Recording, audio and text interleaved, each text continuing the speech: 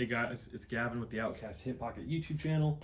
So today's video we're going to be talking about how to wear your issued flak with issued equipment properly without the use of a belt. So if you remember a couple weeks ago, we put out a poll. We were asking like what kind of content you guys are wanting to see, whether that was, gear or anything knowledge or something in the news wise like the drums or whatnot. And an overwhelming majority of the video requests were for kit.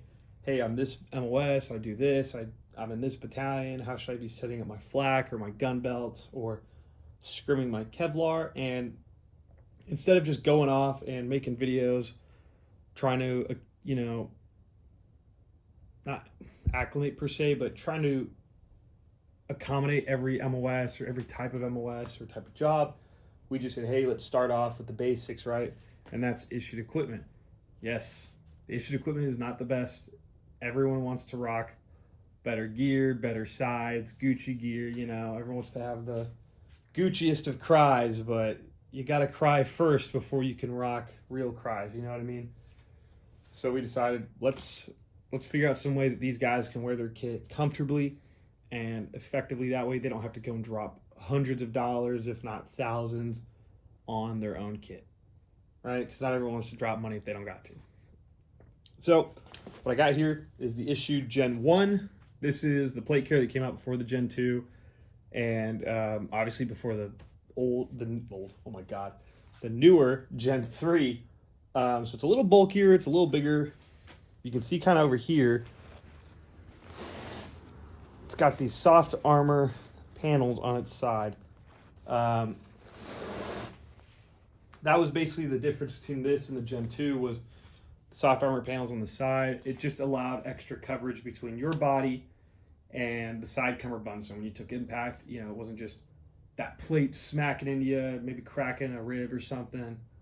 Just a little more protection, a little more fabric and comfort. So with the Gen 2, they decided, hey, we don't need that. It's too bulky, and they took it out. But to the flak, as you can see, I left my front slick. This is just because a lot of people complain about going in the prone with their double, stacked magazines. They can't go in the prone, they can't get low to the earth.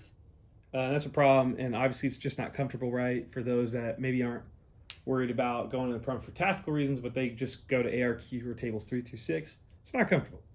If you're driving in a vehicle, that wheel could be rubbing up on the front, and if you have these magazine pouches that are sticking out like that much, to there, it's sometimes going to be real tight, especially if you're a bigger guy, you're into the gym, or you may or may not be entering BCP. We'll talk about that later in a different video, but it'll be a little uncomfortable. So what I found was most comfortable was I put everything on the cummerbunds. Now, obviously, yes, realistically, I would wear my war belt. I put my fighting load on my war belt and maybe like some other items on my flak that I may not be worried about carrying on me at all times. If I don't need to, I usually just wear the belt. But I set this up for without the belt. The first thing I did in setting up the flak was I got rid of the quick release. All I did was just use some zip ties. It looks a little flimsy, but I promise you this is one of the best ways to hold your kit together and keeping it tight.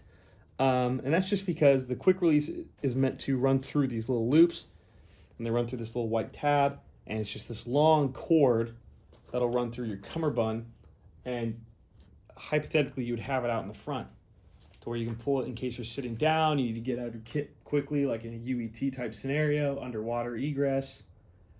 And one of the things I found being in a Humvee or like a 7-ton or whatever, or even on a helicopter, was if I needed to get that, I'm up against my seat with a full fighting load. Sometimes like trying to pull that quick release strap out is just, you're fighting against God with that. So I don't so worry about using my quick release as I am with unbuckling my shoulders and ripping off my front, and I can just quickly rip it out that way. If you struggle at doing that, well, then you need to practice with your equipment. Moving to the sides. So I'm a right-handed shooter, so a lot of my magazines, most of my magazines are going to be on my left, as is my dump pouch. All I did was I just put the dump pouch in the back, and 2 mag pouches here on the front. Readjust you over there. And put my 2 magazines towards the front. This gives me 4 mags that I can take quickly. I can access comfortably into, you know, combat scenario, range scenario, however you want to see it. Most of my fighting load, basically. Now, like I said, I keep my front slick. I'm not worried about putting my note-taking gear or like maps up there. And if I need to, well, I got this cool little pocket. You've got this cool little pocket that the flak comes with. This is also in the Gen 2 and the Gen 1. The only difference between these and the other gens, the newer gens, is the Gen 1 has this little plastic strip that gives it like that firmness. Honestly, I kind of like that. I like the Gen 2 is sometimes a little too flimsy, and it can just make pulling this out a little weird at times, or when I tried to sit, it wouldn't sit properly. But I like the plastic in here. Makes it sit a little flatter, a little nicer. And then on my right hand side, my firing side, whatever you want to call it, I've got that last mag pouch. This carries, you know, mags 5 and 6. If I need to get to these, this will be the last 2 mags I have to grab. Or what I could do is, if I've already used mags 1 through 4 and I get a little break, I can pull these out and then I can transfer them over there if I'm not able to reload my mags or get my emergency mags from my assault pack or my main pack. I've got my grenades. Generally, yes, my MOS, I'm not really in a situation to where I'm using grenades. If I'm having to use grenades, shit has probably hit the fan. Not a good time. And then a good SOP that most Marines do seem to follow when they're wearing their flak, that I see a lot of, is their IFAK. IFAK just sitting in that back area of the shoulder, to where they can, you know, kind of reach it. But if a corpsman has to get to them, they're not having to go out too crazy to go grab it. Maybe roll them over while they're doing their checks for P-March. They can get access to that IFAK, unzip it, and grab everything quickly. What I recommend you do is, when you get issued your IFAK, unzip it, put everything in a plastic bag, and then stick it back in. That way, if your corpsman or your buddy has to grab it, because this is your IFAK, this isn't theirs for their use, it's for it to be used on you, you can grab everything quickly, instead of having to dig it out, oh, make sure I got my gauze and all that.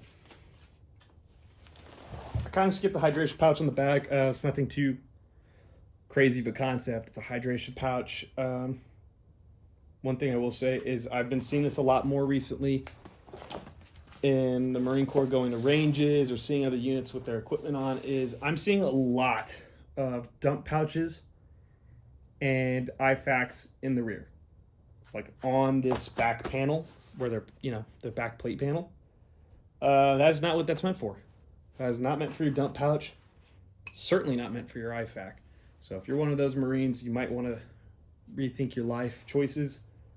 Now, again, I understand generally this would be rocked with a belt. So a lot of this equipment might not be on your flak, but this is just something for someone that maybe doesn't want to deal with the hassle of carrying a belt everywhere. You're having to clip it on and off to get the vehicle stowed in their main pack on movements. They just want to quickly have everything they need ready to go on their flak at all times. So it's just one piece of equipment. They have 2 pieces of equipment, including the Kevlar, they have to deal with. I don't have the plates in there for the sake of the video, but obviously you want to keep your plates in. And yeah, it's pretty simple concept. This is going to be a short video, like I said earlier. It's a real simple concept. But yeah, let me know what you guys think of that. If you have any other recommendations, things that work for you, I'd love to hear it. I keep my things simple. I don't like to do the craziness where like guys will try to do the 550 through the molly and like scrunch it in and bring it all weird. Like, I understand for some people that's real cool and comfortable. I don't like my flak being too thick. So just how it is and alone with the plates is already pretty thick. I don't know why you'd want to stuff extra fabric in there. You know, I see it a lot with the shoulders. Guys will like try to tuck that in or stuff it into the flak itself. It just got this weird thing just sitting here. I'm not a big fan of that.